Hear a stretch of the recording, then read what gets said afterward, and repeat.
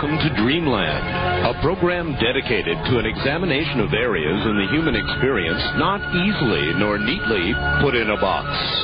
Things seen at the edge of vision, awakening a part of the mind as yet not mapped, and yet things every bit as real as the air we breathe but don't see. This is Dreamland. Another Sunday night, Dreamland on the air. Good evening, everybody. There is breaking news. There has been a powerful earthquake. It struck Russia's Kuril Islands north of Japan today. Japan's Kyoto news agency quoted Russia's emergency ministry as confirming no casualties or damage. Officials at our National Earthquake Center say the quake registered 8.0 on the Richter scale, which would make it, quote, a major seismic event outstripping all but a handful of all of history's most damaging quakes, end quote. That's from Reuters about 1 hour ago. From Mike in Montana, one of many, many faxes of those who have been following quakes. Mike says it appears to be real this week. CNN Headline News just reported an 8.0 quake in the Kuril Islands chain north of Japan. He says this could well be the first quake in Gordon Michael Scallion's current window, which began December 1st. And that is true, I believe, regarding the window. And it is prophetic, indeed, that we would have that news. The main guest on Dreamland tonight is going to be Moura Timms. She's in Eugene, Oregon. And she has written a book called Beyond Prophecies and Predictions, Everyone's Guide to the Coming Changes. So, talk about timely. This is certainly timely. In a moment, coming up, Linda Howe. She has several very interesting reports for us. I've got a very quick note. We are on the very last hours of my book sale. And those of you that want an autographed version of my book, The Art of Talk, literally in the last hours, I think it ends end of show December 4th. That is tomorrow. So if you would like an autographed copy, and I want to stress this because we're getting down to the end of it, the book is great whether you have an autographed copy or not. And you're thinking the best gift you could ever buy anybody who's into talk radio. It's real talk. There's no contest. Now, this is an AM/FM radio that has a cassette deck on board. It stands tall. It's about 12 inches tall. It's got an LCD digital readout. It's got a timer. It's got a cassette deck that records at 1/4 speed. Now, what that means is you can take a 90-minute cassette, and on just one side of it, you can get 3 hours. Moreover, you can set a timer. So, obviously, it records Dreamland or any other show, and you don't miss it. Now, through tomorrow, Bob Crane will throw in a super high-quality 100-minute tape, which means in excess, obviously, of 3 hours, free of charge. So Christmas, real talk, talk radio, they all go together. $139.95 includes getting it right to your door, includes shipping and handling. Call Bob Crane in the morning before they're gone at 1-800-522-8863. 1-800-522-8863. Now to Philadelphia, Pennsylvania, and our Linda Howe. And let's see, I'm always trying to figure out how I should introduce you. Investigative reporter. Yes. You are, right? Yes. Television producer. Television producer, Emmy Award winning at that. And I would say I wonder if I could say the nation's leading investigator into crop circles and animal mutilations. Well, maybe one of them. The problem is that these phenomena are so wide-ranging and complex that I don't think any one of us has got a handle on anything. We're all struggling to try to understand what is happening. So I have colleagues out there that join me in my efforts, but I certainly would say that the pursuit of truth in this complex field has begun to dominate my professional life. That would be a good understatement, dominate your professional life, yes. And certainly you'd be leading the pack. I think of you that way, Linda. You spend so much time on it. Okay. I know of nobody else that does the kind of work you do. I mean, there are, obviously, I don't want to leave anybody out. There are other people doing the work, but it seems to me you're at the head of the pack. Well, thanks. I'm trying, and I really feel that Dreamland is an important connection to the world, because hearing from people about their eyewitnesses' accounts, which we can report and then encourage other people to report back, I think, Art, is forming a kind of strong network here, and I'm really grateful that I can make these reports each Sunday on Dreamland. And one of the updates that I wanted to bring to our listeners was that last Sunday I interviewed author Jim Marrs about his latest investigations beyond the JFK assassination into remote viewing research by the United States government. 2 days later... Nightline. Yes, Nightline, Associated Press, all over the place. There were stories, and the Associated Press story I thought was... especially apropos.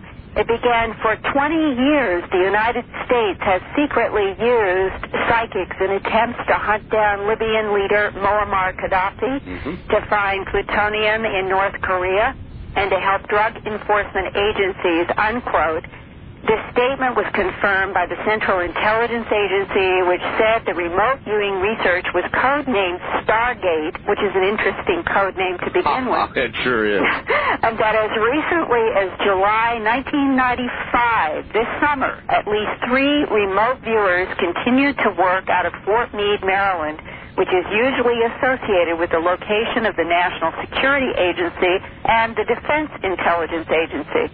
According to university professors Ray Hyman, a psychologist at the University of Oregon, and Jessica Utz, a statistician at the University of California in Davis, the remote viewing study reported mixed success with an accuracy rate of about 15%. Both researchers agreed that the remote viewers were not reliable enough to be used alone, but might be helpful in combination with other intelligence gathering operations.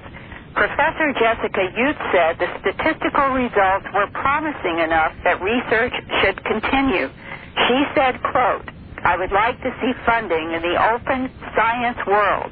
I think that we are at the point that something needs to be explained." And I think this is one of the things we've all been hoping is that the broader general academic world would begin to focus attention on areas that some of us know have some kind of a reality here, but up until these recent times, the general university population has tended to ignore what we would call some of the more psychic or phenomena of the unseen. I know, Linda. Do you think it's getting any easier out there? I'll tell you this, as a talk show host, dealing with this kind of stuff all the time, and I do on this show and my regular show, I take a lot of hits. There are a lot of less than open-minded people out there who like to come after me because I investigate this sort of thing. Now, obviously, when it begins to break into the Nightline, when we begin to get prophecy fulfillment, when we begin to get films like the one of the Socorro question mark dissection, that sort of thing. No one has proved to be false yet, and even Time and Newsweek acknowledge that. I heard a report from somebody who called up again, taking a shot at me the other night on some other show, and it said, that was what's called a blood knife. That it was a knife that produces blood, he said, and so Art Bell's full of baloney. Oh, that's not what medical people say, Washington. I know. So, all of us who are trying to deal in this, we'll call it the areas that are not accepted in the general social paradigm, we all are like fish swimming upstream to a certain extent. But consider that around the world, eyewitness reports have been going on for decades, maybe even centuries. And right now, the very past 2 weeks, there are more triangles in the skies acting extremely oddly, defying what we would consider to be terrestrial physics. Peter Davenport at the National UFO Reporting Center in Seattle, he called me and he told me that since November 17th, he has received several reports from Greensboro, North Carolina, all the way to Allentown, Pennsylvania, about huge, silent, lighted triangles. One of the eyewitnesses, Kathy Schreck from Wind Gap, Pennsylvania, about an hour from where I am right now, told me that she pulled her car over to the side of the road around 10:15 p.m. Friday, November 17th, because she wanted to get a better look at a strange light in the sky that was only about 50 feet above her car. She could see what looked like solid gray-black metal in the shape of a huge triangle hovering completely silently without any motion at all.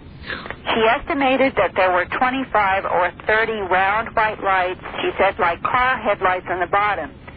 She watched for 5 to 10 minutes, not wanting to take her eyes off the triangle, and then it suddenly took off and became a pinpoint of light in the distance. She was so unnerved by the experience that she called the local airport and was referred to the Seattle UFO Reporting Center.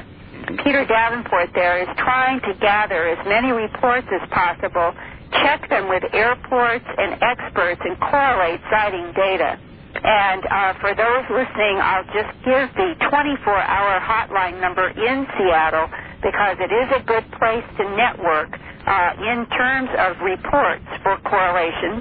And that is area code 206-722-3000. The 24-hour hotline number in Seattle is area code 206-722-3000.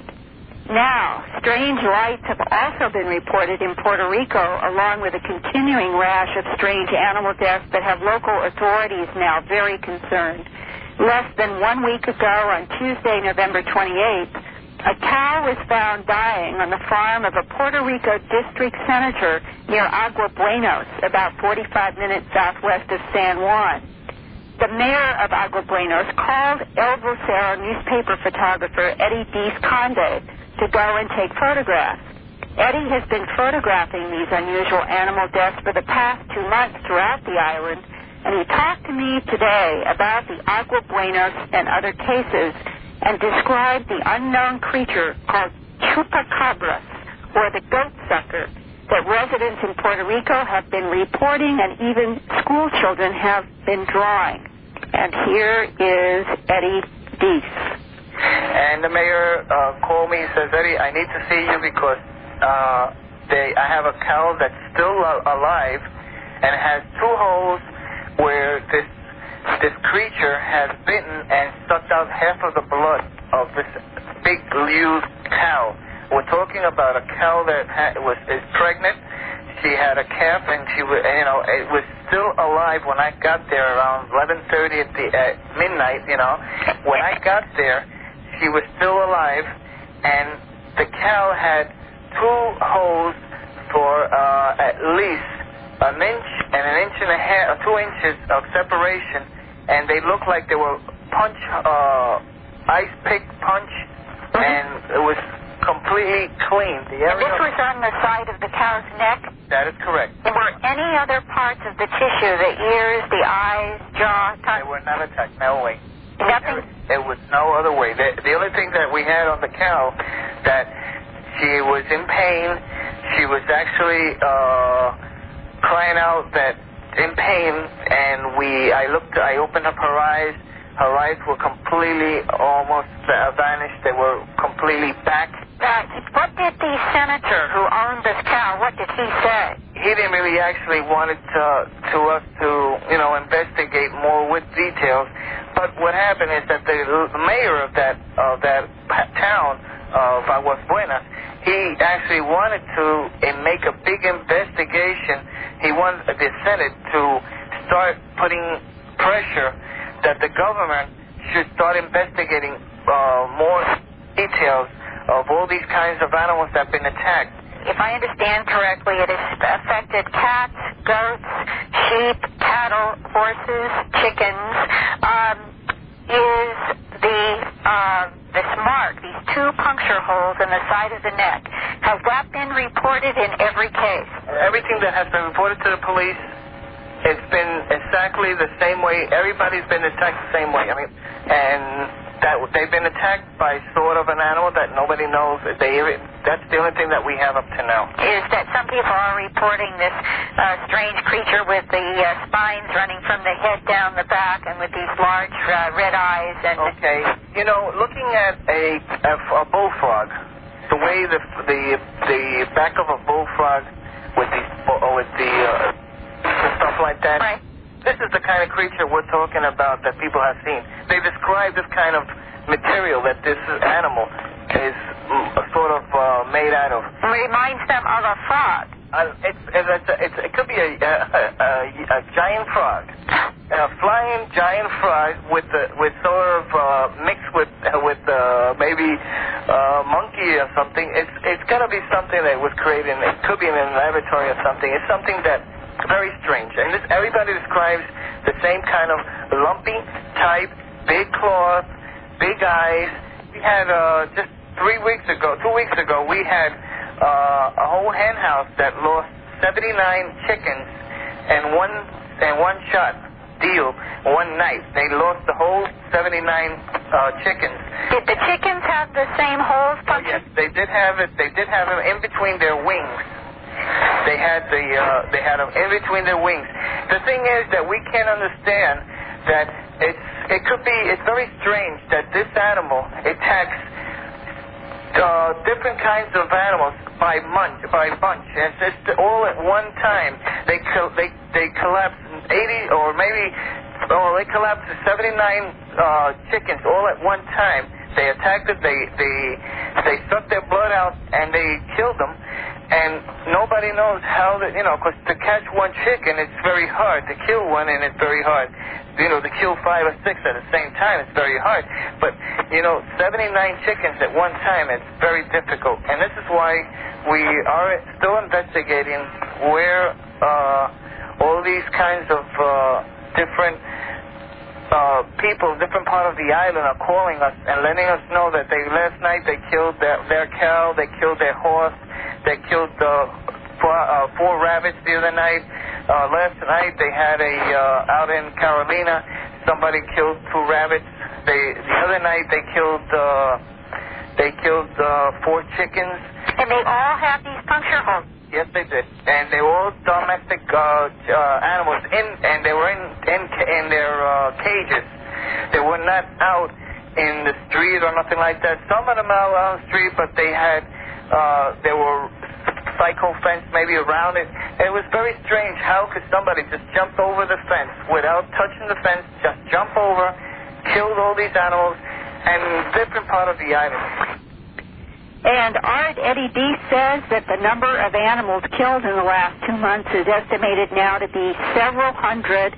And it's reminding me and others there in the media world of the famous vampire of Mocha, which terrorized Puerto Rico in the 1970s. Linda, we are woefully short on time here, but I was going to say the same word, vampire. 2 marks and blood gone sounds vampirish to me. Well, what's interesting is, just very briefly, these aren't the classic mutilations that I usually would report about, but this is happening in Puerto Rico at the same time that classic animal mutilations are being reported right around us in southern Oklahoma, Missouri, southern Colorado, Susanville, California, Northern Ireland, Saskatchewan, Canada. There seems to be a rash of them right now. Right. All right. We've got to scoot, so give us your info quick. Okay, thanks. I would like to give my fax number is area code 215-491-9842. My address is Linda Howe at Post Office Box 538 in Huntingdon Valley, Pennsylvania, zip code 19006, and the toll-free number for information about my books and documentaries is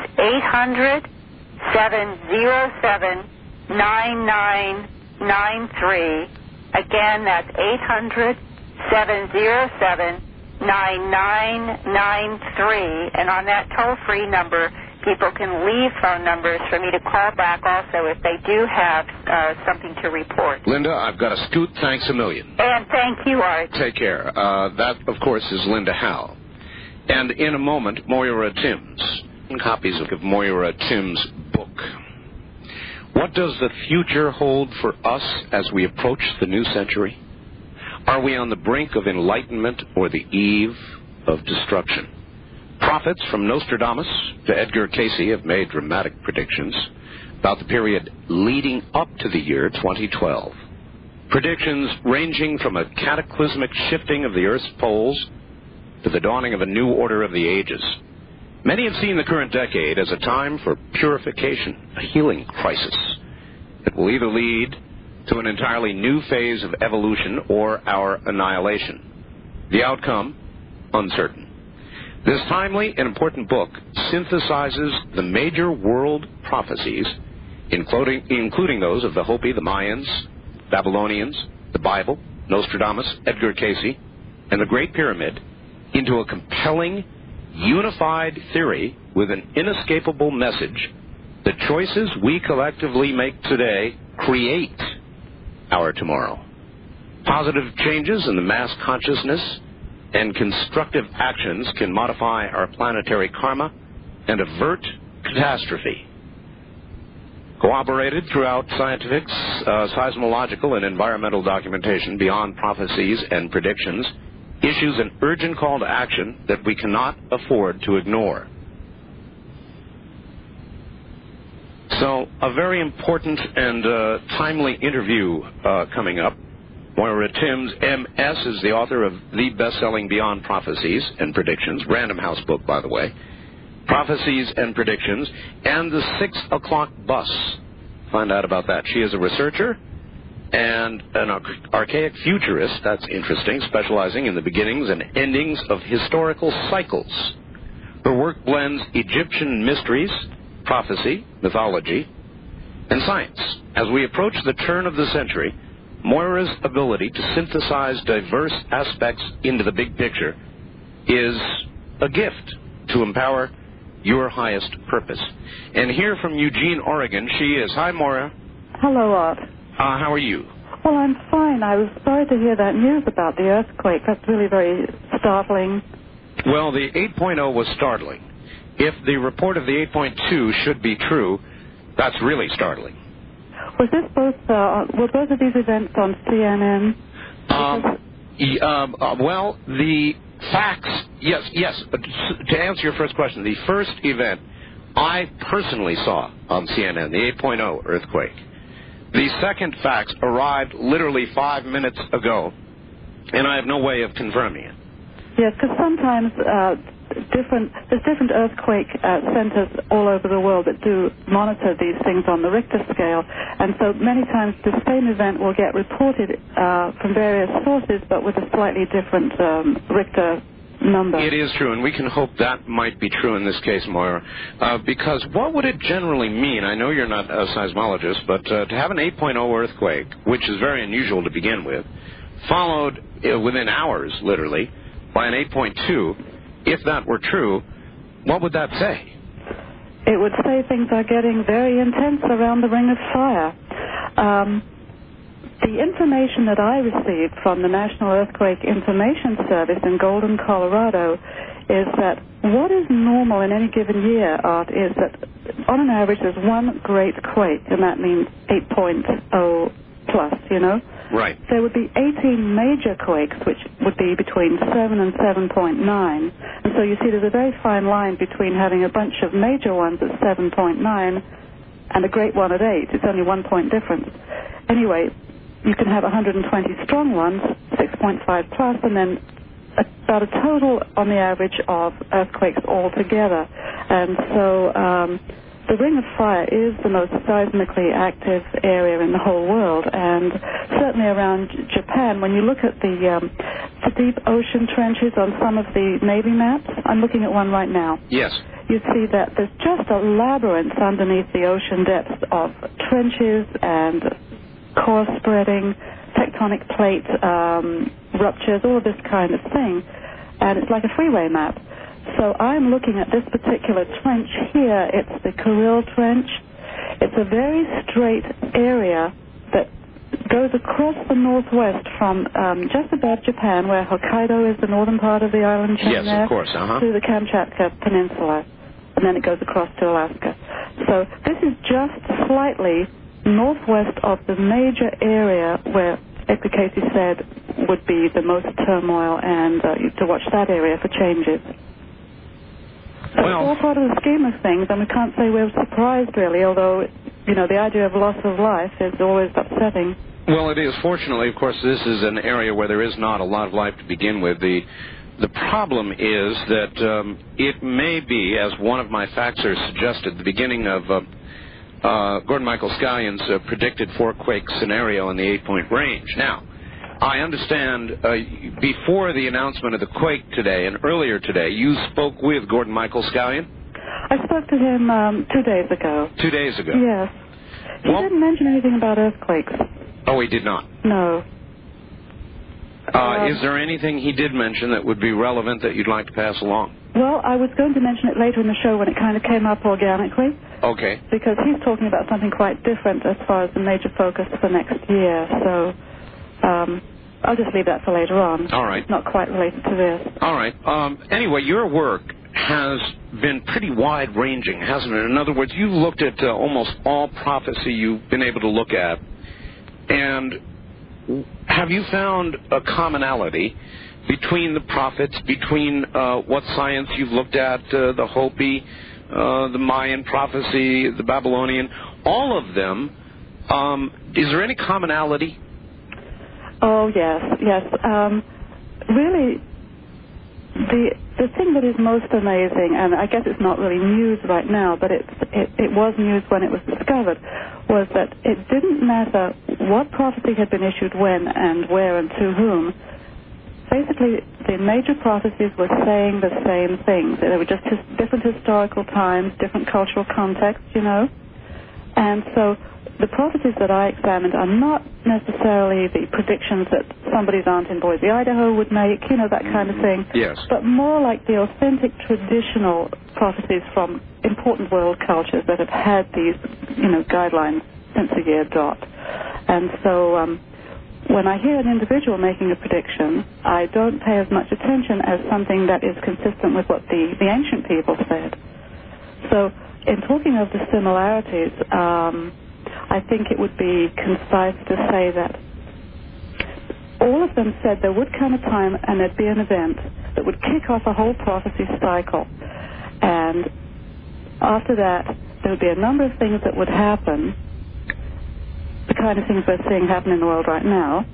And then there would be a culmination of this cycle, and after that, there would be a big event, and they didn't spell out exactly what that was, but there were, you know, allusions to what it might be in New World Age, the end of the world, you know, this kind of thing. Yes.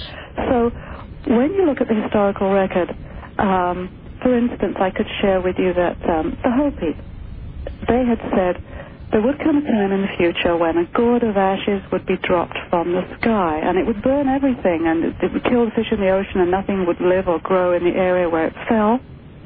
So when they saw the atomic bomb being dropped at the beginning of the end of the war, they thought, uh-oh, and this seemed very significant to them. Well, in the Bible, 2,000 years ago, Jesus was on the Mount of Olives with his disciples, and they were saying, gosh, you know, and he was telling them about the things that were to come, but it never sounded like cheerful stuff, you see. So they said, well, what would be some of the signs of your return and all of these things coming to pass? And so what Jesus is recorded saying in the Gospels is, when the powers of heaven are shaken, etc., that will be the sign of these things about to occur.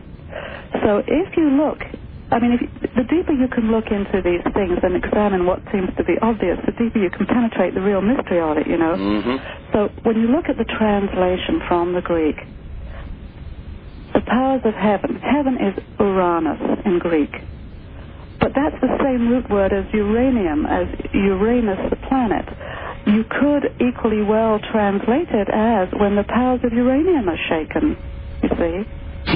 Which would point toward some sort of nuclear... So that could be the atomic bomb, yes. an old prototype, that kind of thing. And in fact, even when the atomic bomb was dropped, the code name was Baby Jesus, or Little Boy. There's variations as to what it was actually called. It was Little Boy and Fat Man. Mm-hmm. And so anyway, the other thing that I'm thinking of that is similar is in the Great Pyramid. Now, there's a little bit of misunderstanding about the Great Pyramid. You do not see prophecies inscribed in there, but there's a chronological timeline that's been gone over with a fine-tooth comb by all kinds of researchers and people, and so it's beyond a doubt that there is this timeline. And so when you get up into the uppermost chamber, it's been progressing like a month, an inch for a month, and then it changes at a certain point. Anyway, the midpoint of the king's chamber translates out to the date of 1945, when the first atomic testing was done. Mm-hmm. And so after that, when you come up against the wall, it's 1953. And so there is a sense that by 1953, the planetary karma had been set by that time. A lot of the Mayan calendric things cite 1983 as a key year in the world history. When you say set, do you mean that in other words, whatever we're going to go on to, we are going to go on to? There is no turning back. The direction at that point is clear. Is that what you mean by... Well, it's like the course has been set. Yeah, and so obviously there is existential value in struggle, as Jean-Paul Sartre said. You do what you have to do, regardless. Well, of course, but the back of your book, Moura, seems to suggest that mankind can still avert with the proper kind of karmic transmission what is to come, and you are now suggesting that may not be the case. No, I could expound on that a little more. I would just say that there are certain things that are cyclical, and they're in the scheme of things, and the intensity really depends on how well we deal with the crisis. So I think that when I speak about 1953 as like a certain karma being set, I think there's no chance to avert the whole thing at that point, but actions and expectations certainly influence outcomes. So anything we do anything we have done since that point, and what we continue to do between now and, say, the year 2000 or 2012, when this cycle is predicted to end, that will lessen or aggravate, the final outcome. I see. All right. Hold on a moment, Moira. We'll be right back to you. I don't know. To me, the line I've used again and again is mankind's little red light has come on, the one that says point of no return. In a moment, more of Moira Timms. Now back to Moira Timms. Moira, we have a very bad phone connection for some reason. Your audio is very muffled and a little difficult to understand. I don't know why that is. Oh, dear, and I'm really talking loud so that I feel like I'm sort of not being... Yeah, we'll sort of bear with it for now. Hopefully it'll be okay. At any rate, Moira, to continue, I have said this. I've looked at mankind sociologically because I do the news. I see the news every day. I've got to study the news for what I do. And I have seen a steady, not just a decline, Moira, but an acceleration of decline in social behavior, in our economic world, in our political world. We're about to send 35,000 U.S. troops over to what I consider to be hell. And it's what I have as a general observer, I've called it the quickening. Events appear to be accelerating. Yes. Do you agree with that? Oh, absolutely, Art, absolutely. What logic follows emotion, and like when you're feeling down or you happen to read the newspaper or the commercial journals, there's any amount of evidence why we're all going to hell, you see, why it's all so terrible. And this is true. This is real stuff. There's no questioning about that. On the other hand, when you're feeling wonderful and you might not read these sources, or you just appreciate the wonderfulness of the day, or you hear other things that are quite uplifting and inspiring on an entirely different level, then you say, well, there is hope, there is light at the end of the tunnel. And so what I'm feeling from all of this is either viewpoint can be justified. It is a fact, however, that because we rely on the news and the newspapers and commercial print media for our information, that news is by definition negative, catastrophic stuff. So you're never going to find how things are improving by reading those sources. You will simply reinforce your fears and your despair. It's true. And you don't want to have your head in the ground, but you need to be realistic, so you do have to check and see what's happening in the world. But I think what I'm suggesting is that really it's wonderful and terrible all at the same time. And a lot of it is where we put our attention. I mean, here in the United States, everybody has their problems, but we don't have the problems that they have in Bosnia or many other parts of other third world countries.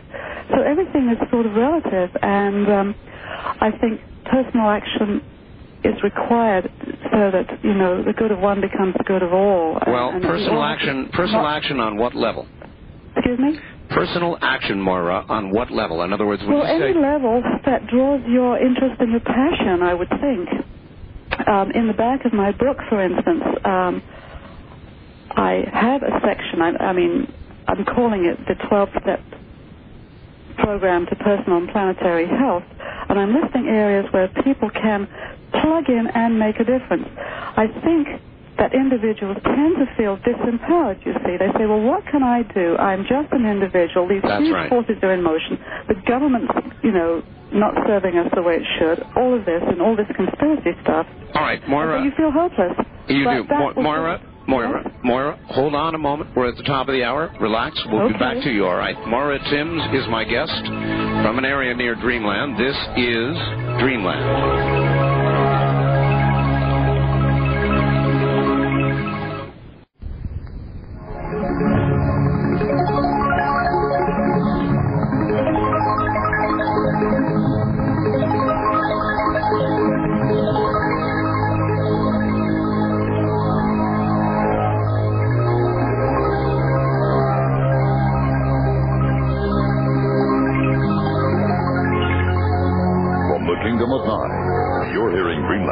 To participate in the program, call toll-free 1-800-618-8255. 1-800-618-8255. First-time callers, area code 702-727-1222. Or the wildcard line at 702-727-1295. This is the CBC Radio Network. It is indeed. Good evening, everybody. I'm Art Bell. My guest is Moura Timms, and she has written a book called Beyond Prophecies and Predictions, Everyone's Guide to the Coming Changes, and we'll get back to her in just a moment. Just got off the phone with Golden, Colorado, and there is no confirmation of this second quake that was faxed to me. However, the first quake at 8.0 is confirmed by Golden, Colorado. So again, no confirmation of any other quake. However, I have a sheet here looking back just over the last day or so, 2 days actually. I can probably read about 10 or 15 quakes, the largest of them being 8.0, some of them in the 6 and 5 point range, some that look as though they occurred just prior to the big one, and some of a similar magnitude after the big one. So the action there was prior to and continues following the big one. We all know what information is all about. If you want to be plugged in to the latest on UFOs, all of the phenomena that surrounds them, encounters, sightings, abductions, government cover-up, the whole thing, there is a new publication for you called UFO News World Report. It is a very concisely written newsletter. And as a special holiday offer, you can get it for $19.95 a year. It covers the world for you, formatted and written by seasoned journalists. Find out what's happening. Call 1-800-830-9830. That's 1-800-830-9830. 24 hours a day. Or send a check for $19.95 to Box 2757, Anaheim, California, zip code 92814. It's guaranteed you're going to love this or your money back. Call 1-800-830-9830. Back now to Moira Timms. Moira? Hello, Art. Hi. Yes. I was just finishing up telling you something about personal action, and I just wanted to make the point about that. Please. Because some years ago there was a study done of school children, and many of them felt depressed because they didn't feel that they would really necessarily grow up to be adults or see much adulthood, and this was because of the nuclear shadow. Yes. And so much of the success of peace work that has been done that reduces people's fear levels is to get them involved in participating in the solution. You see, when you are active for something that's part of the, problem solving, then that takes the edge off the fear and off the sense of being a sitting duck, you see. I remember when I was young, Moira, I'm 50 now, so I grew up through the Cold War. My little sister used to cry at night. She was convinced there was going to be a nuclear holocaust and that she would never grow up. So she was one of them. Yes, and so I think a lot of children feel that way. It's a very insecure place and very confusing for children these days. There's so much stimulation, you see. So this is all part of what it is at this time in history. And so I do think we have to form groups of good, close, loving friends so that we have a buffer for when those feelings come up for us, because they're a natural part of living, but they're just exaggerated right now with the state of the world. So in my book, I do end the whole thing with these 12 steps. So it's a place for people to start so that they can do what they feel they can and know that it's not going to change the world taking one action or one step. But when you have everybody thinking that way, then, you create a whole groundswell that does become a very potent force in the world for change and for good and for transformation. Mm-hmm. So you get what I'm saying. Yes? I get what you're saying. But your conclusions seem to be contrary to that sort of little bit of light at the end of the tunnel. In other words, your conclusions, as you've studied the various prophecy, seems to all point in the same direction. I hate to use the word irreversibly, but irreversibly. Well, there is something coming online. We are moving very fast towards something extraordinary in the historical sense. I agree. And all the people who speculate on it kind of get to the point where they can't really verbalize what it is, but you get the sense of the excitement. And that's right. Just to kind of, and it's not for any one person to say what, because this is the great mystery, you see. But what I think it has to do with is it's an evolutionary change that we're coming to very rapidly. It's in the natural scheme of things, whether it's totally negative or just like scary positive. It's, we don't know how that's going to turn out at this point. But it's the way I kind of hold it in my mind, Art, it's like, you're up above the snow line, for instance, and you're coming down with the ice flows at spring thaw, and you've got your little canoe, and the water is moving very fast. And if you are not impeccable, if you don't just do it just right, you will be capsized, you will be crushed by the big ice flows. Mm-hmm. So you navigate your way down there as fast as you can, but you just keep your mind on it, and you just do it because there is no choice. You know what I mean? And it's that kind of a challenge that we're facing. So it requires a lot of courage. It requires commitment to the growing sense of what is positive. And I don't think there's a blueprint out there. I don't think there's any manual on this stuff. But I think there's a deep part of us, as individuals and collectively, that we go by the feeling of what it is. Yeah, I just put it, Moira, I put it a simpler way. I put it this way. Animals have instincts. We're animals. I think we have instincts. Right. I can feel it. I can feel something like the other shoe is about to drop. And I've been feeling it for some time now. So have a lot of other people. It's just a simple, I believe, instinctual feeling. That's what you're describing. Yes. And that is the guidance. That really is. And so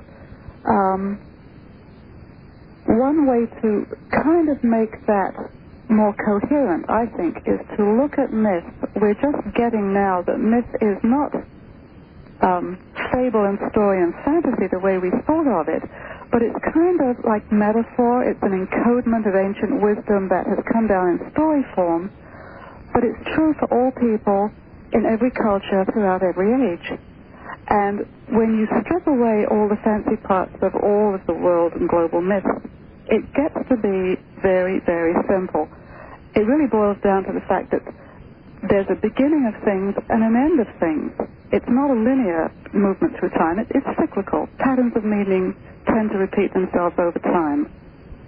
And so when we look at that, we can see from the myths that have been left us clues that could form a blueprint so that we can navigate the future, because myth is predicated on the fact that what has happened in the past in a slightly different way will happen again. Well, Moura, there are people who believe that our planet has been here for billions of years.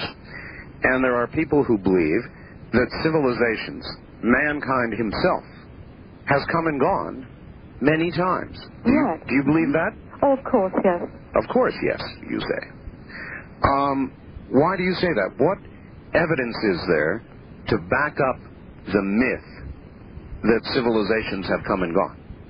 Well, are you talking hard evidence or soft evidence? Well, I'm talking the best you've got. Well, I'm here to plug my book. But, in all fairness, for instance, take Graham Hancock's book, Fingerprints of the Gods. Yes. He's a prize-winning journalist. He's written a 600-page book. He took 5 years to travel to the sacred sites of the entire world. He doesn't, wag his finger in your face. He says, look at this, and look at that, and what do you think? And he talks about things that are these megalithic monuments, 500-ton blocks that have been transported hundreds of miles by so-called primitive people at the dawn of history with a technology that would be required that we don't even have today. That's true.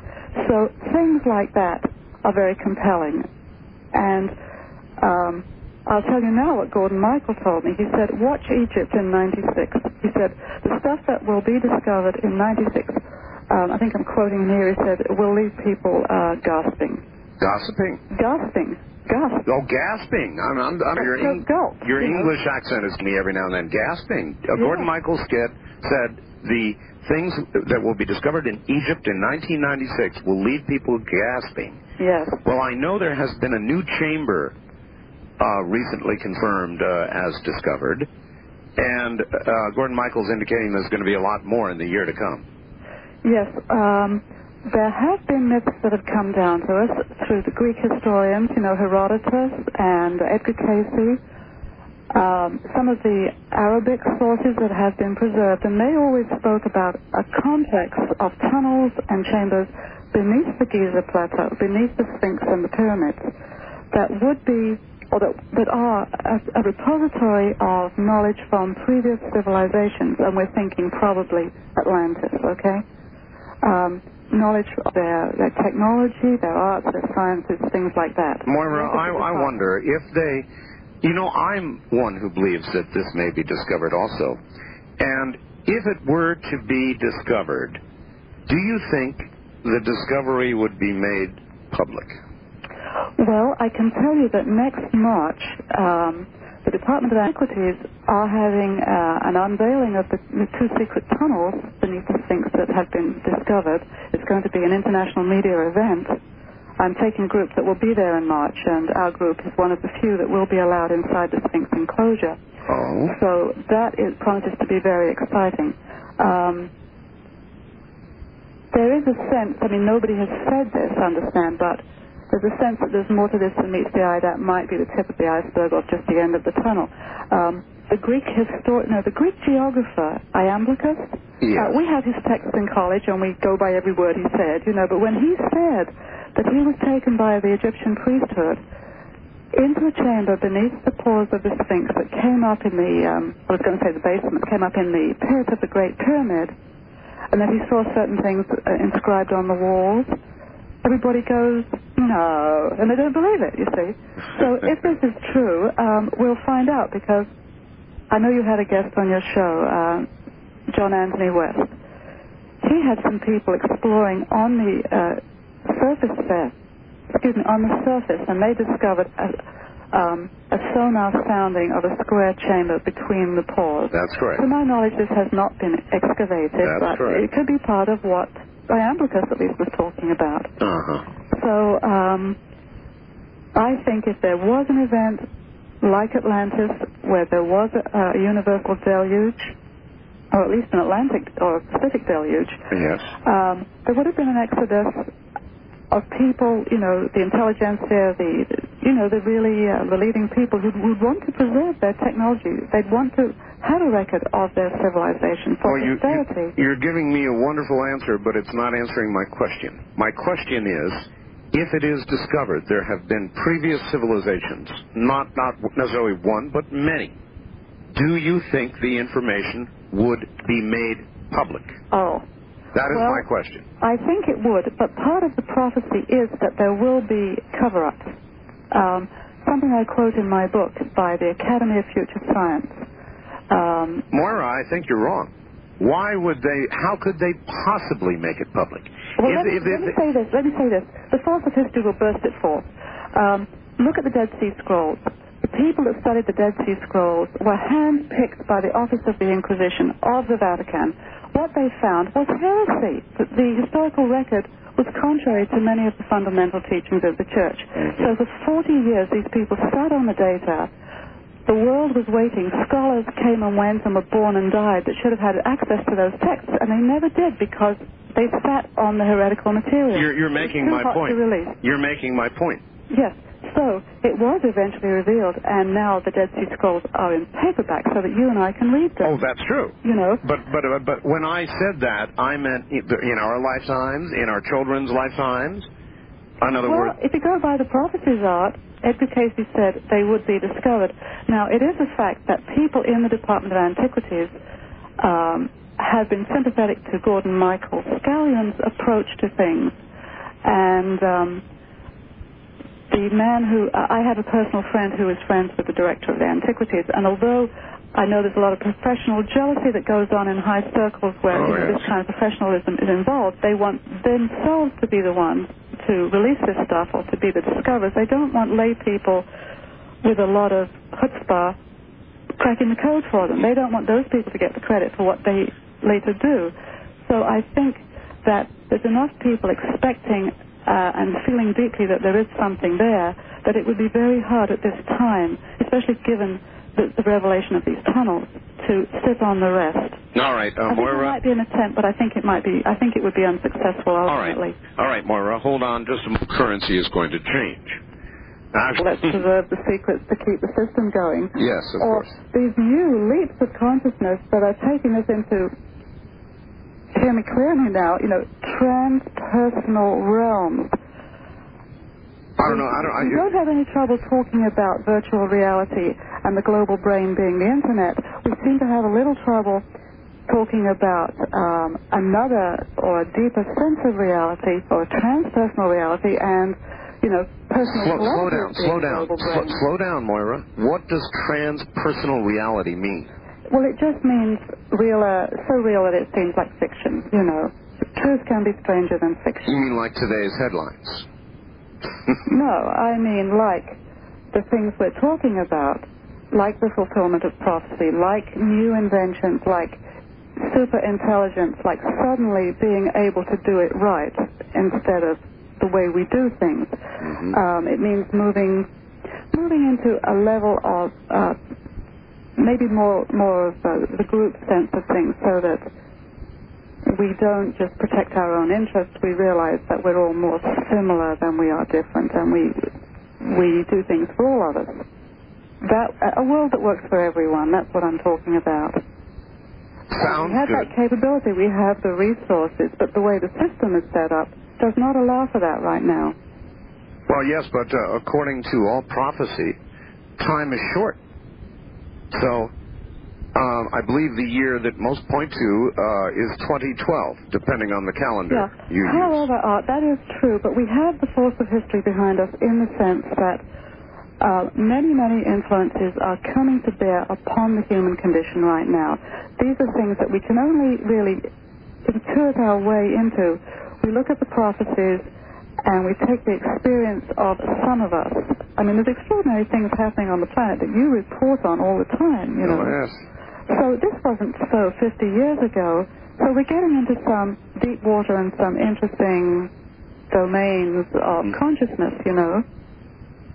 So to keep one's center And to keep making sense of it all seems to be one of the major challenges.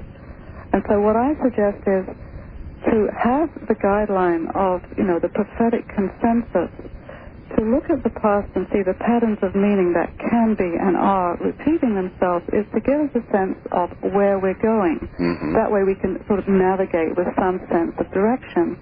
And so it's always part of the mythology that the first time is the perfect time, the innocent time. There was the paradise, right? The golden age? The golden age. Hold it right there, Moira. We're at the bottom of the hour. Rest for about 4 minutes. We'll come back and get to some phone calls shortly. If you have a question for Moira Timms, get your phone warmed up. We're going to the phones here in just a moment. This is Dreamland.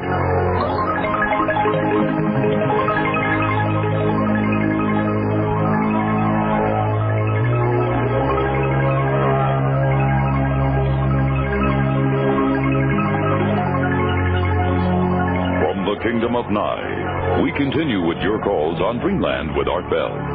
Call Art now toll-free at 1-800-618-8255. 1-800-618-TALK. First-time callers, area code 702-727-1222. 702-727-1222. Or the wildcard line at area code 702-727-1295. 727-1295 in the 702 area code. Now again, here's Art Bell. Once again, here I am. My guest is Moira Timms.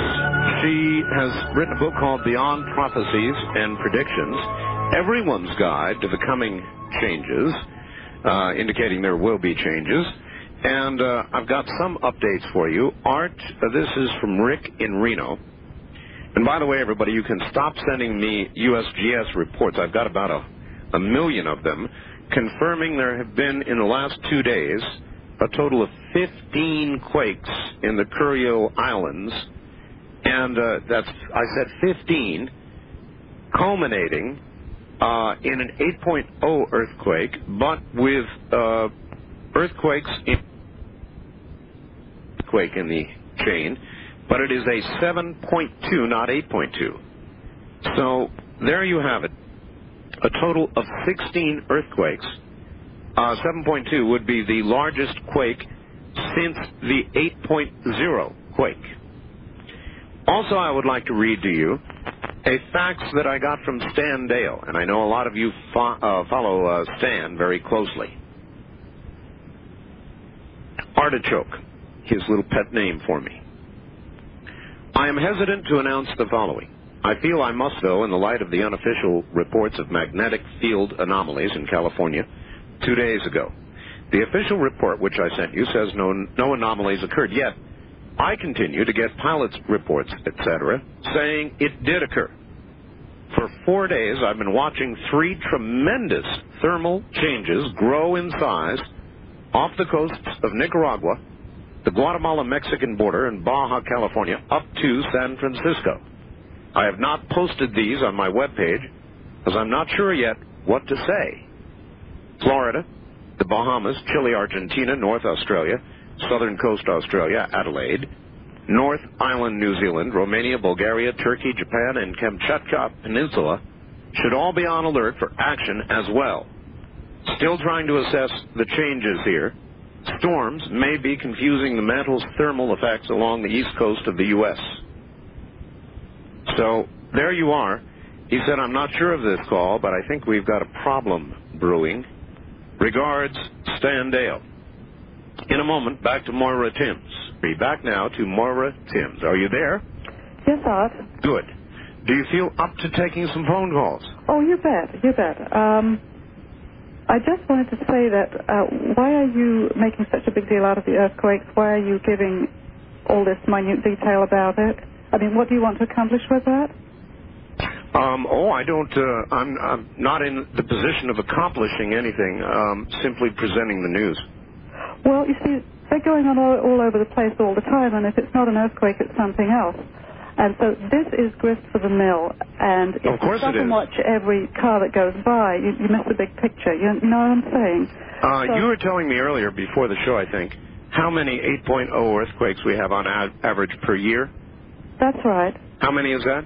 Just one on an average. Just one? Yeah. Okay. However, what I really want to emphasize is, you see, this is the state of the news as it has become. People go, oh, wow, when they hear this, it just agitates them, but there's nothing they can do about it. No, that's true. Proposed. In fact, if California, Moira, if California falls in the ocean, there's nothing people can do about it.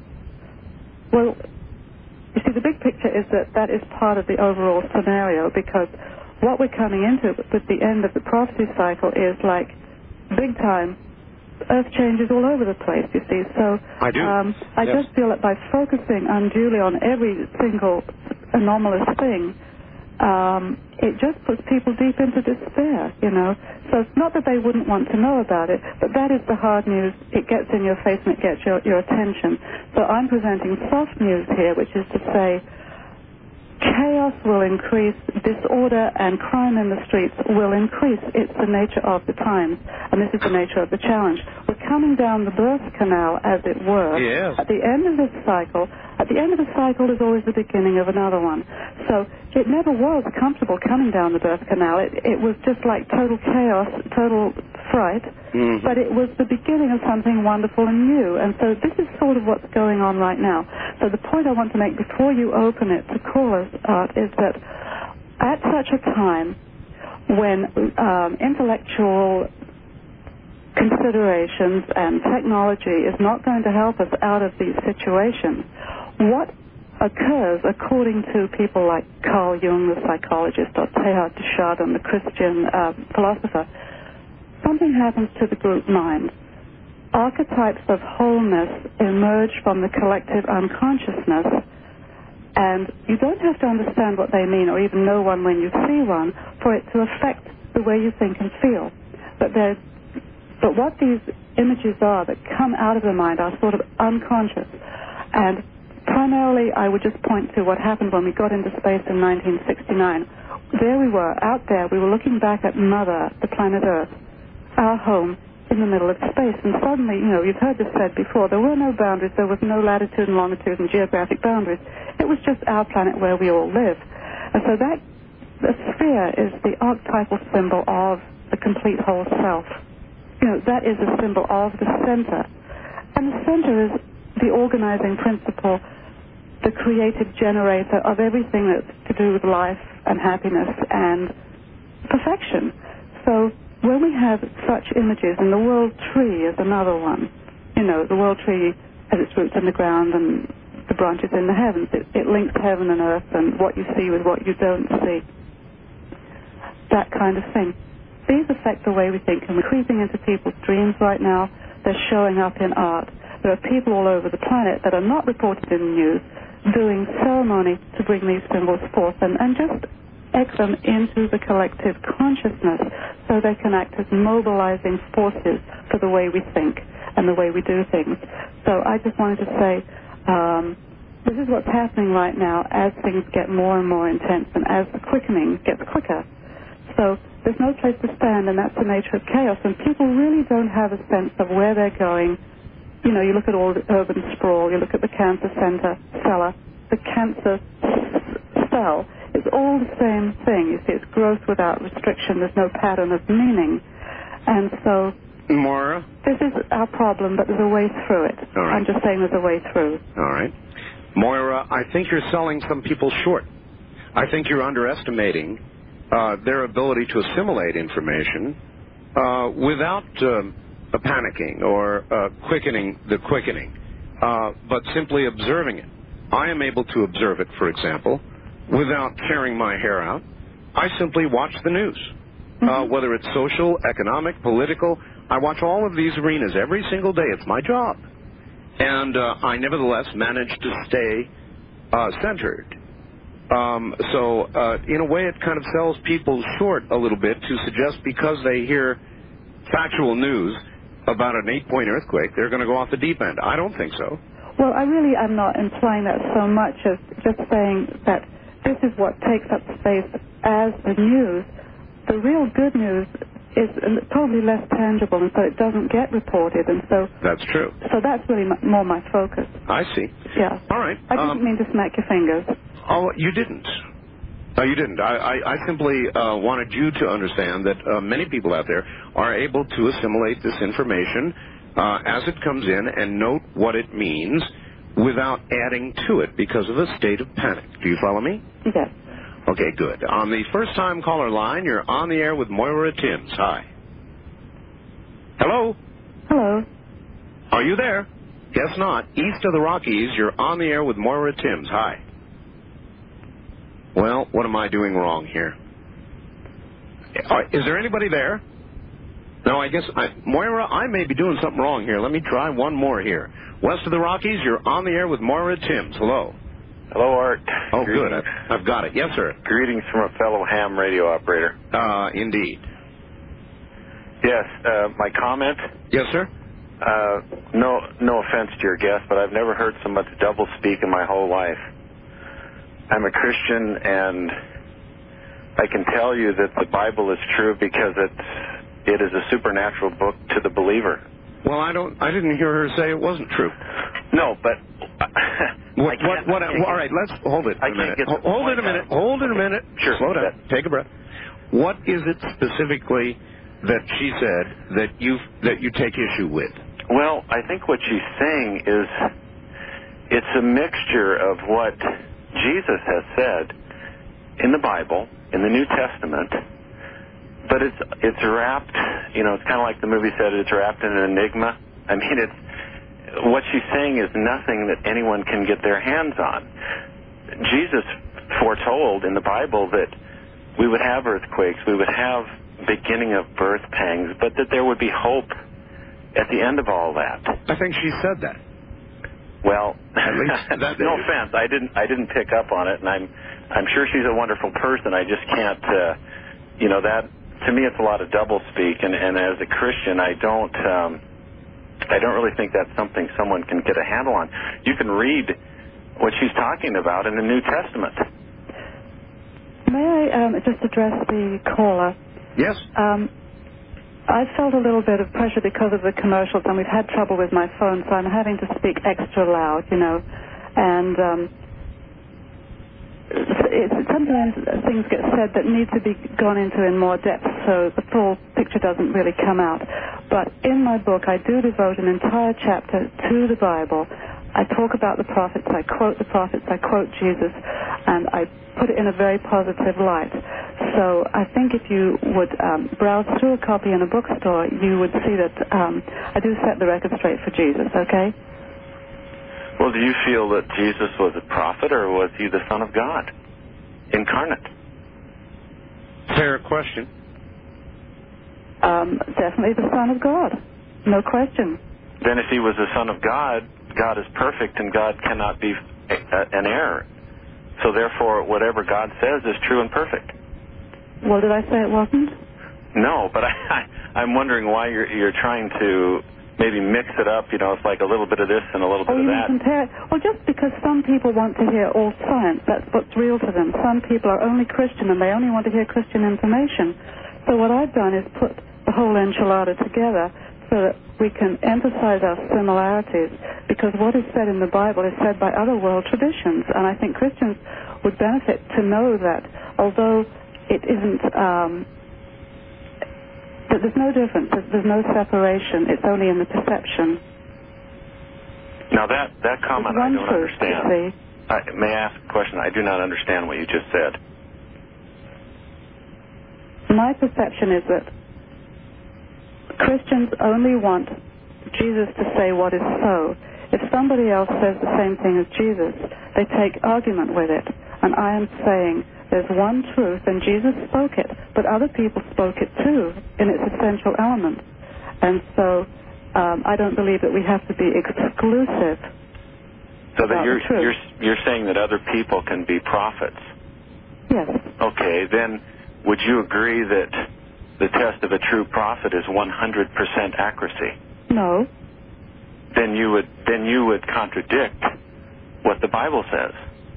Because the Jewish nation was instructed to stone to death anyone that made a prophecy that did not come to true. Well, I take issue with a wrathful God who does some of the things the Bible reports. And what I'm saying is that... Well, then to be honest, Moira, you then take issue with many Christians, don't you? I do, yes. Okay. Caller? Not with Jesus, with Christian interpretation, and we could never stop this conversation. It would go on forever. Yes, it would. That's true. All right. Moira and the caller, thank you very much, caller. Moira, hold on. We'll be right back to you. That was clarifying. If you feel the desire to control your own work hours, your work environment, be your own boss, choose your own work companions, then maybe months before the top of the hour to Moira at Tim's. Moira, I think that you and I look at the same things and see them perhaps somewhat differently. That's what we've got going on here. I look at the earthquakes. I look at the news, because I must every single day. And I go by my feelings, you know, my instinctual, we talked about that a little while ago, almost animal-like feelings. And I can't even tell you what it is. I wouldn't even try to put it into words except to say it's the feeling that something is coming. Yes. I don't overly worry about it, but I feel it, I note it, and that's about as far as I go with it. Otherwise, well, you know I work in part-time in a metaphysical bookshop, and so I do get a lot of frightened people in that want solace, want answers, and sure. I see how sometimes a news item can be like a match to paper with certain people, and so I'm really aware of that. But I watch the science too, and I try and ground my information. I just was choosing to speak about the other end of the spectrum right now. Could I just say something like a PS to what the last caller brought up? Absolutely. I would like to say that the way I view prophecy is it's a gift. It's giving us a sneak preview of something that's in the works. And so the purpose of prophecy is to warn us so that if we take notice of it, we have free will, and we can take certain constructive action to avert the outcome if it's a negative prophecy. So in that sense, if a negative prophecy is fulfilled, you could say that's the one that failed because we didn't take enough action in the right way to avert whatever the negative outcome was. So I feel a lot of that is what we're dealing with here. It's just we do the best we can, given the information that we have from the people in the past who could clearly see the nature of these cycles that repeated. And we all know, because at this point we're feeling it as well, something is coming online that's incredibly exciting and challenging. It's scary at the same time. And so keeping our balance is really what we need to do to see this thing through. And that means taking note of the scientific and the facts in the real world. The earth changes, but also not avoiding spiritual realities or psychological insights that kind of take us into another way of dealing with the same issues. That's it. Okay. Moira, do you remember, I've said this to a lot of my guests lately, and really we're so close to the top of the hour that I'll hold it and we'll do it after the top of the hour. I don't want to get into it because there will not be time for you to respond. Okay. But we'll come back after the top of the hour and we'll explore our differences. Stay right there. Moira Timms is my guest. Her book is Beyond Prophecies and Predictions. And it explores prophecy, prediction, the Bible, kind of meshes it all together, and you'll get more of her take on that and a bit of what I've got to say after the news coming up next. You're listening to the CBC radio network from an area near Dreamland in the high desert. This is Dreamland.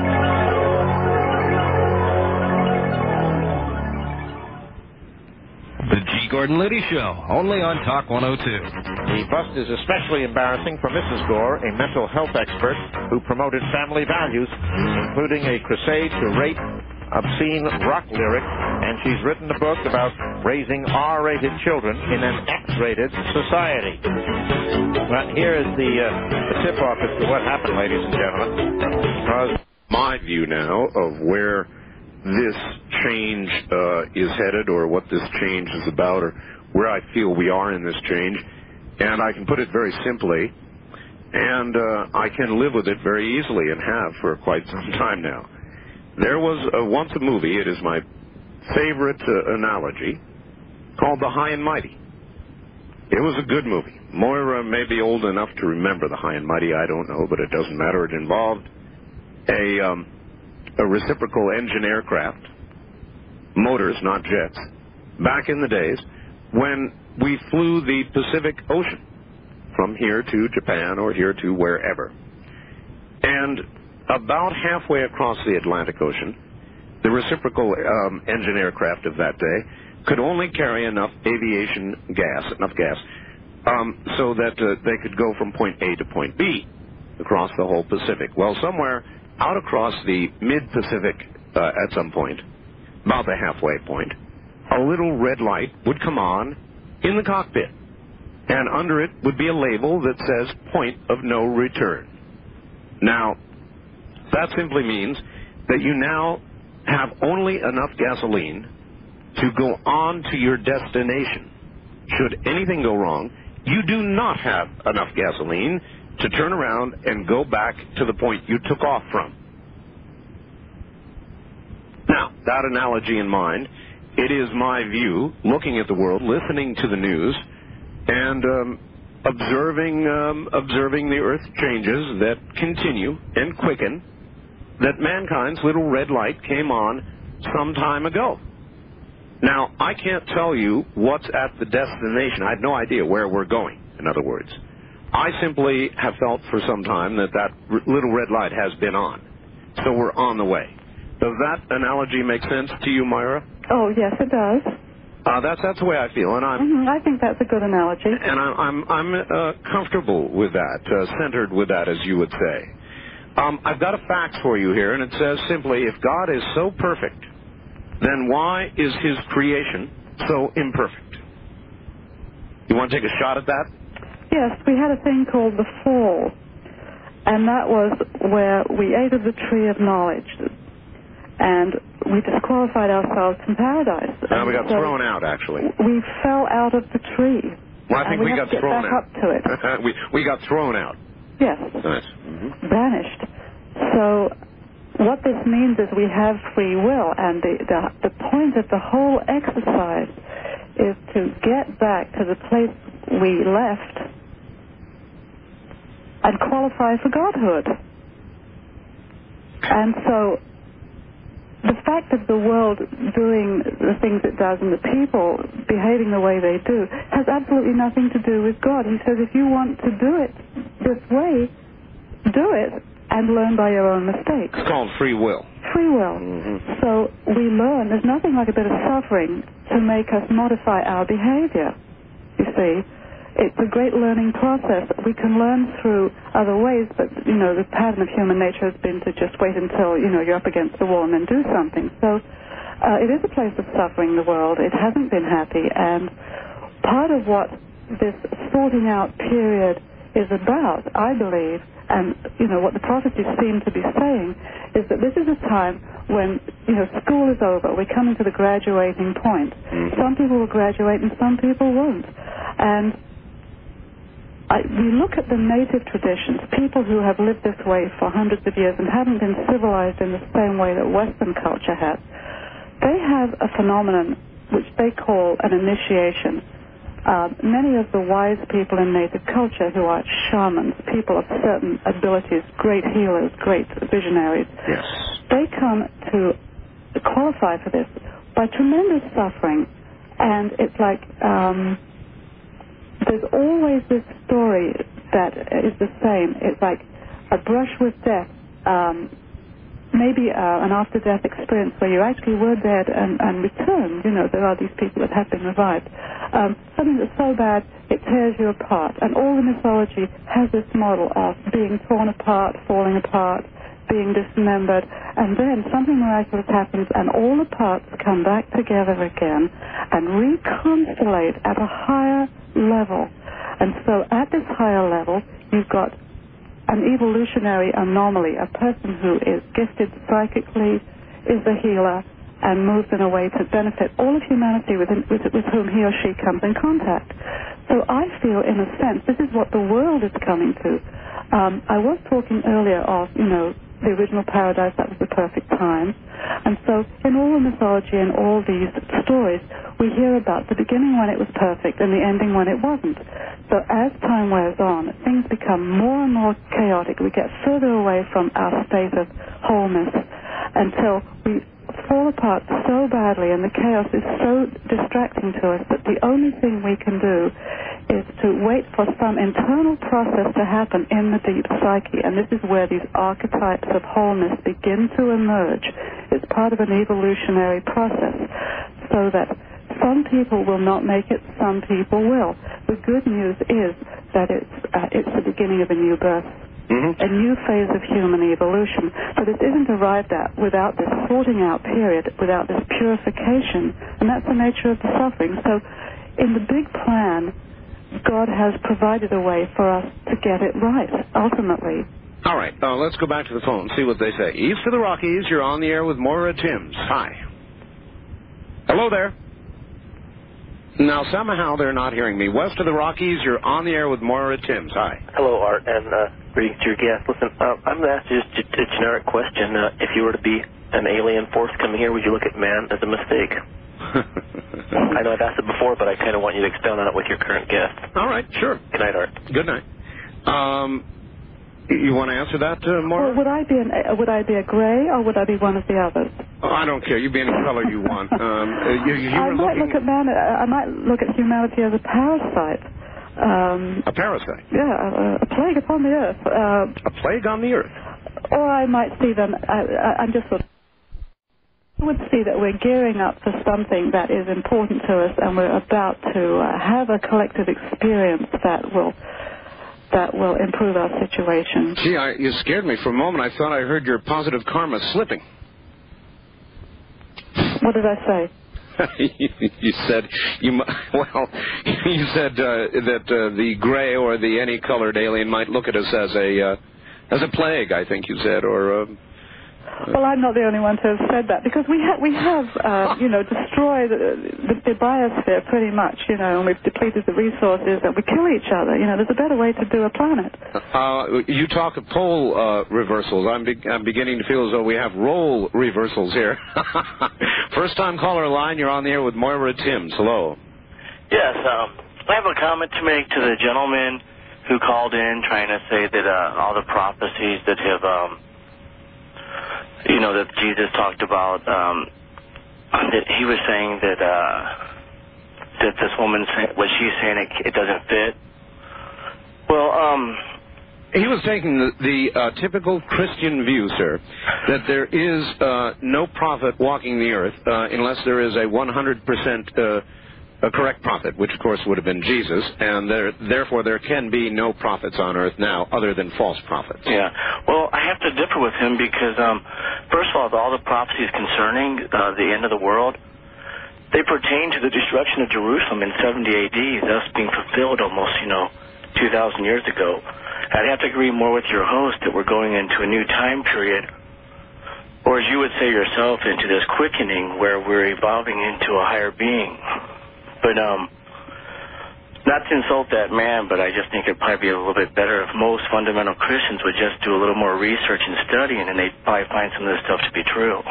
Okay, thank you very much. I could add a little something to that. Thank you, caller. Sure. I would just add, it is very clear that what was being prophesied, because they said it would happen within the lifetime of the disciples, was the destruction of Jerusalem in 70 A.D. But because this is an archetypal prophecy, it is good for all time, for all people. And it repeats itself in different ways. So it wouldn't invalidate it in any way, the fact that something that was a fulfillment of that prophecy happened in 70 A.D. The same prophecy is still valid now, just on a larger scale, you see? Okay. Moura, what is your view, your personal take on Gordon Michael Sky? I think Gordon is extremely sincere. I believe he really does his homework. He's very honest about his track record and how he arrived at his visions. He has batteries of people working for him to ground the information with the scientific record. Like he had a vision about crust slippage somewhere or tectonic upheaval. Oh, yes. What is the geological record saying? So I feel he's about as responsible as you can get. As responsible as you can get. Yes. When he says something like, watch Etna and watch Vesuvius, and if you see either one of them heating up, that will be the beginning of the severe cycle of the major earth changes that are coming. Have you heard him say that? I haven't heard him say that. Well, he said that. I don't know everything he said, but I know Edgar Casey also did say that, and I can tell you what that is based on. Oh, no, I was just wondering if you would ask Gordon Michael or Edgar Casey, were he alive, why they would give out this information. Well, because the point on the planet that is exactly opposite turns out to be the Fiji Basin in the Southwest Pacific, you see. Oh, yes, I do. Remembering some of the conversation with Richard Hoagland, he was talking about, I mean, I'm paraphrasing in layperson's language here. That's fine. The way I understood it was like at 19.5 degrees above or below the equator is where interdimensional stuff comes into the system of a revolving sphere or goes out. So the place that is opposite Etna, being the Fiji Basin, is 19.5 degrees. That is the largest subduction zone in the Southwest Pacific. Indeed. One plate folds under another. So 19.5 above the equator is the Hawaiian Islands, where the biggest outpouring of volcanic stuff comes out. Yes. So apparently there are internal dynamics with the rotation of the planet. So Etna is simply the point opposite the major subduction zone. No question about it. My question went more to, would you inquire of them why they would dispense this information? To what end? Well, that is an echo of what I asked you earlier. I meant to echo it. Because out of all the events that are occurring, there's some that are just general and random, but there's some that are pivotal and key. And so the idea of Etna and the Caspian Sea and the Southwest Pacific are key events. And I do have some extra information along those lines. Just before we went on the air, I was telling you that Jeffrey Goodman had written a book called We Are the Earthquake Generation. And he had given a sequence of key pivotal events based on a consensus of psychics. And I found these notes now. So he was saying if there should be, I guess he's talking earthquakes, beginning in India, there would be a sequence that would be key. So that would be something to look out for. An earthquake beginning in India, going to Japan, I guess next showing up in Italy, in the Vesuvius area, then Mount Pelly, which is near Martinique, and then the West Coast. Well, I'm sure you're aware of the new activity in all of the areas that we just talked about. Moira, hold on. We'll be right back. All right, we're working very hard on getting Moira Timms back on the line. Thank you very much, telephone company, for A, the lousy connection, and then B, breaking it when we least expect it. But that, too, I'm centered with and used to. It happens all the time. With a little luck, Moira Timms back on Dreamland in just a moment. Stay right there.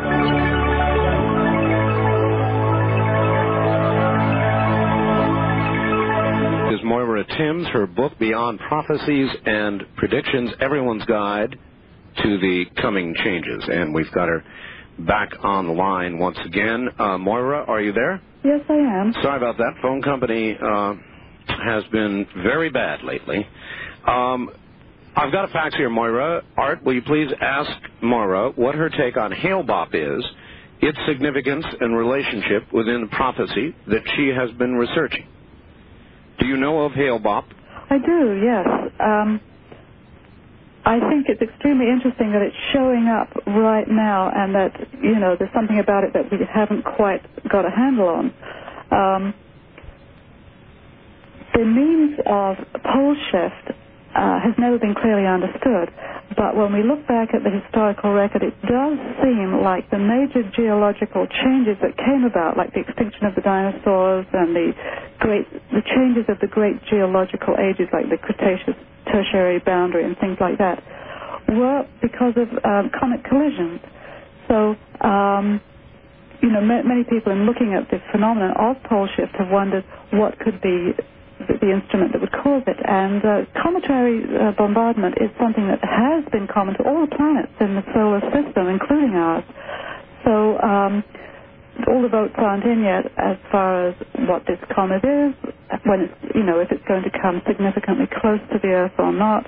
But it's definitely showing up at a time when we're thinking comets. 1.5 AU, according to the astronomers. Of course, That's all we know right now. Wildcard line, you're on the air with Moira Timms. Hi. Hi, I'm really pleased to get through, and where are you? I'm in Columbia, Missouri. My name's Julia. Hi, Julia. To speak to the host of my favorite radio show and the author of my favorite prophecy book.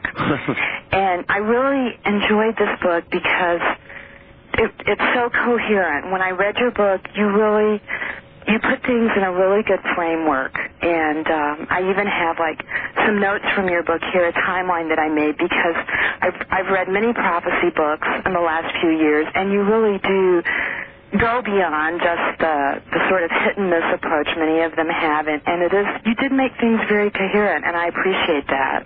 Thank you, Julia. I appreciate you letting me know. Oh, good. And I was wondering, I had written down for the year 1995, you had written that we're in the beginning of a 6-year process transforming our relationship to the sun and magnetism. And I was just curious, Art's gotten a lot of calls lately from people about changes in the magnetic field, the feeling that it has changed. And I know that in Columbia, Missouri, as silly as it sounds, several people have noticed lately that we're at a different place on the compass than we used to be. And I was just wondering if you could talk a little bit about that, what you meant about transforming our relationship to the sun and the relationship to magnetism, if you could elaborate on that. All right, Julia, thank you. Moira? I'll try and be succinct, Julia. It is a fact that the magnetic fields of the magnetic poles of the Earth have been shifting incredibly fast since the mid-50s. They've been updating the Navy isogonic maps every 5 years. The magnetic poles used to shift about 2% a year, and since 55, it's been 400% a year. So they've had a satellite up to look at this to understand the mechanism at work. But the magnetic field of the planet is generated by the spin. And so as the planet slows down, the gravitation seems to weaken also. And that diminishes the shielding around the planet so that cosmic energies like the ultraviolet from the holes in the ozone layer are more likely to penetrate the Earth. It's an interesting phenomenon. It's part of the pole shift cycle, I believe. Scientists are not clear whether the magnetic poles shift at the same time as the geographic poles. I think periodically it could be both together. But the last time, interestingly enough, the last time the magnetic poles shifted was at the time of the flood. That would have been about 10,400 BC. And so the magnetism controls the planetary grid. I could say something a little bit more about the planetary grid. Let me ask this, Moira. Do you believe that the pole change, when it occurs, is a slow, gradual process from a mortal point of view, or is it an instantaneous process? Well, historically, it's been an instantaneous process, and so what I'm thinking, and this is pure speculation, of course, if everybody acted appropriately for one day, whatever that means, that would create incredible change on the planet, right? I believe what we do collectively influences this kind of thing. I think there's a misunderstood connection between, human consciousness and geophysical realities. So I would suggest that if we could all do it right or improve the way we do things, then it could be a gradual process, because it is a process that needs to recur periodically. On the other hand, if we continue to screw up the way we have, it could be entirely catastrophic. And so we don't really know. But anyway, when I was talking about a change in our relationship to the sun, this was related to the fact that the sun-spotting cycle has also been irregular, and since, I think, 75, there have been more sunspots than usual. So these solar storms that periodically recur have been out of phase and more intense. And it's a scientific fact that sunspotting does affect human consciousness in various measurable ways. So this all has to do with this evolutionary shift that we're embarked upon. All right. We don't have a lot of time, so let's see how many calls we can get in. East of the Rockies, you're on the air with Moira Timms. Hi. How you doing? I wanted to backtrack a little bit, if I may. You may. Where are you, sir? I'm in Baton Rouge, Louisiana. My name's Stephen. All right, Stephen. back, I believe it was in the last hour, you were talking about the tombs underneath the Sphinx. Yes. I've been very interested in that, and there was a couple of things I was wondering, and I wanted to touch on. First of all, I wanted to know if there was any way, you could tell me how I could follow that. Where would I go to get information on that as it unfolds? Okay, the answer is simple. Listen to my program. It's all here all the time. And to repeat what Moira said, she talked with Gordon Michael Scallion about 2 days ago, and Moira, you check me if I'm wrong, but he told you that the message was that what will be revealed in Egypt over the next year will cause people to gasp.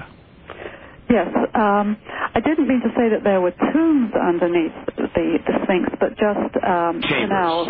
And but there has been a workman's village excavated in the area where there are tombs. I am taking a group of people to Egypt in March, the spring equinox next year. Oh, yes. We're going to do some grid engineering. We're going to reenact an ancient Egyptian ceremony to bring positive energy into the planet and the grid system at the sacred sites. So this has implications for planetary healing and personal inner work, too. So we'll be exploring some of these sites. Okay. West of the Rockies, you're on the air with Moira Timms. Hi. Yes. Your guest had mentioned Graham Hancock's book, Fingerprints of the Gods. Yes. And in that he had mentioned, or actually he gave a date, I believe it was 2012. Yes. December, sometime in December. Well, you had an interview with Richard Hoagland, and he had said that he had gotten together with Graham Hancock and come to the conclusion that the date was inaccurate. By about 6 years, I think. Yeah, spring of 97, I believe. Right. Which is right around the time when Hale Bopp is supposed to come around. Right again, April 1st. Yeah. Now, your guest had mentioned, your guest had mentioned that, where was I going with this? I'm sorry. No, that's all right. Could I just stress that the idea of 2012 was a consistent idea to all the civilizations of the ancient world. They did not have a Gregorian calendar. And so Mayan shaman that are very active right now give the year 2012 as the date. It was a consistent date for many of the ancient cultures. They all agreed on that. So I don't think it's for a Western student to invalidate that, you know.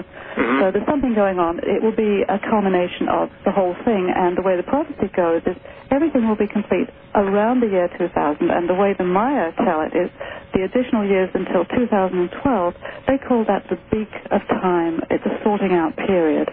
Well, could this comment, in fact, be the, like what the Sumerians had mentioned a long time ago, Nibiru? Well, I think that if you'll recall, we've had recent guests that have called it the Harbinger. I had Zachariah Sitchin on, and he called it the Harbinger. Like a precursor? Yes, I guess? yes, you may have missed that show. Would you care to comment on that, Moira? I had Zachariah Sitchin on.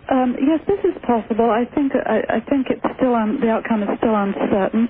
There have been a lot of conferences in various parts of the world on cometary collisions. It's definitely something that people have been giving attention to, and they've even been trying to get a government program together to deflect any vectors that would come too close within the Earth's orbit.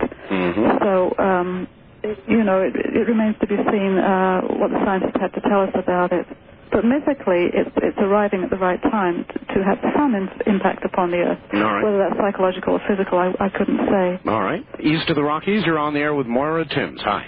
Yes, this is Mark from Collinsville, Illinois. All right. Hello, Art. Hi. Noria, earlier you mentioned the shaking of the heavens, and I believe you said that the Greek translation of heaven was the planet Uranus. No, I said that the word is Uranus. Uranus. And so that is, the root for words that have to do with that. That sounds close. Uranus. Have you ever considered the Sumerian translation of heaven as being the firmament, the hammer bracelet, or what we call today the asteroid belt, which lies between the orbits of Jupiter and Mars? No, I wasn't aware of that. You need to read some of Sitchin's books.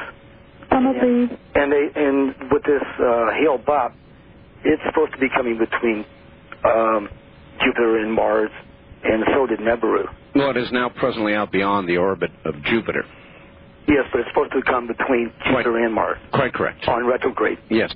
Call toll-free 1-800-618-8255. Good night. Good night, sir. West of the Rockies, you're on the air with Moira Timms. Hello there. Oh, no, I've got the wrong line. First-time caller line, you're on the air with Moira Timms. Hi. Hello? Hello. Turn your radio off, sir. Okay. There you go. Okay, you're on the air. Yes, I had a question for Moura. All right, where are you? In Fort Smith, Arkansas. Okay. Go ahead and ask. Yes, I had a question. I was wondering if she believes in the six-day theory concerning a day with God is like 1,000 years. And if she does, how can she correlate that with mankind continuing to live on and die out? All right. Do you believe that creation was as is described in the Bible, Moira? Well, I think it's metaphorical. I mean, divine Genesis. celestial time is different than Gregorian time. That's or linear, chronology that we have. I think there were 6 stages of evolution. First off there was energy, then there was gas, right? And then there was plants and animals and humans. And I think we're at the point where we're going to progress from Homo sapiens to probably something that would be more like Homo Christos, a blend of human and divine, superhuman people. Another jump in evolution. Yes, definitely a jump in evolution. All right, hold it right there for a moment. We'll be right back to you. Leprina is liquid aspirin. It will relieve pain of any sort that you've got. Now, obviously, if you've got a headache, you're not going to spray it all over your head. But for some guys send me a fax like that. But for any other part of the body, sore knee, sore shoulder, rheumatism, arthritis, those kinds of things that you would normally take aspirin for, because aspirin is a wondrous pain reliever. You don't have to swallow it. It doesn't have to go through your digestive system. You can spray it on. Somebody should have thought of this 100 years ago. Leprina is available now. It's aspirin. It's in a liquid spray-on bottle. And the way you get it is call 1-800-308-4565. It's a very reasonable cost. It's a bargain for this revolutionary new product. Now, they can tell you at Health Naturally, the company, how you can get it at even a greater savings. Call them 1-800-308-4565. We all know that information is what it's all about, and if you want to be plugged into the latest, hottest hard data on UFOs, I've got something for you. Please get a pen and paper. It's called UFO News World Report, and it's just brimming with the kind of information you've been looking for. UFO News searches the world to objectively cover the alien spectrum, from sightings and encounters to alleged abductions, government cover-ups, packs it all into one concise newsletter. At a special holiday offer of just $19.95 a year, UFO News can cover the world for you. Formatted and written by seasoned journalists, you'll have monthly access to all this hard-hitting information and more. Now you can be current in this tantalizing and elusive field of UFO phenomena. Find out what's happening. Call 1-800-830-9830. That's 1-800-830-9830, 24 hours a day. Or send a check for $19.95 to Box 2757, Anaheim, California, 92814. It's guaranteed you'll love it or your money back. Call 1-800-830-9830. All right, and to remind you to get a copy of this program or any other Dreamland program, or to renew your subscription for our newsletter, which goes up in price December 10th, so it's good that you would do it now before that date comes, and it's getting close. The number is 1-800-917-4278. 1-800-917-4278. By the way, the January issue of our newsletter is going to be all about, exclusively about, what I call the quickening. That number again is 1-800-917-4278. Moira Timms back again. Moira, are you there? Hello, Art. Yes. Good. The phone company is nice to us one more time. West of the Rockies, you're on the air with Moira Timms. Hi. Hi, Art. Hi, Moira. My question is, first I need to know, you said you believe there's a God or a good force. Do you also believe there's an evil? Yeah, I do. Leads up to my question. Mm-hmm. Yes. You do? Yes, the answer is yes. Okay, then I'm a Christian, so I don't want to, I'm setting you up here. If there's a good and an evil, and I believe the Bible is true, would not the evil, if I was evil, say, I would set up many, many religions. I wouldn't have just Satanism. I would have many religions so close to what the actual truth is to distract and lead people astray and muddy up the waters, so to speak. And I feel that the prophecies in the Bible lead up and tell us about a one-world religion that will all believe the same thing in this higher consciousness. And I think that the truth is mixed in so much in your message and many other messages as to distract from the Bible. All right. Thank you. That's a very interesting point of view. I guess I would say, why would an all-powerful God allow so many people to go down false, misleading trails? That's not my kind of God. Moira? A wise, loving, omnipotent God, in my view, would create unity within all people. He would not create division where one small minority would control the truth. And when you understand Jungian psychology, there's a way to realize that whatever is the evil is the shadow part of ourselves. It's the evil part that we're not willing to acknowledge in ourselves, but we project it out onto other people. But because we're all more similar than we are different, if you will examine your own shadow and really do your inner work and your own inner spiritual work, whether it's aligning with Jesus or, the true religion of your choice, then you will realize that only that which we don't understand is perceived as of the devil and of evil. So unity is what God wants. He doesn't want division where there's only the saved and the sinners and the condemned. And so I feel any religion that promotes separation is not the true religion. And I feel that certain misguided attitudes are the real devil in the world, and the people who think that they are, some of the people who think that they are the only ones, are part of the problem. I think I'm sorry to say that, but that's how I feel. Well, I think there is no single path. There are many paths, probably headed in both directions. And a Supreme Court justice once said of pornography that he could not quite define it, but knew it when he sees it. And most of us know good and know evil when we see it or feel it or do it or think about it, right? Yes. So that would mean there would be many paths. One more quick question. Wildcard line, you're on the air with Moira Timms. Hello. Hello, this is Fritz from Phoenix. Hi, Just Fritz. a quick comment. Yes.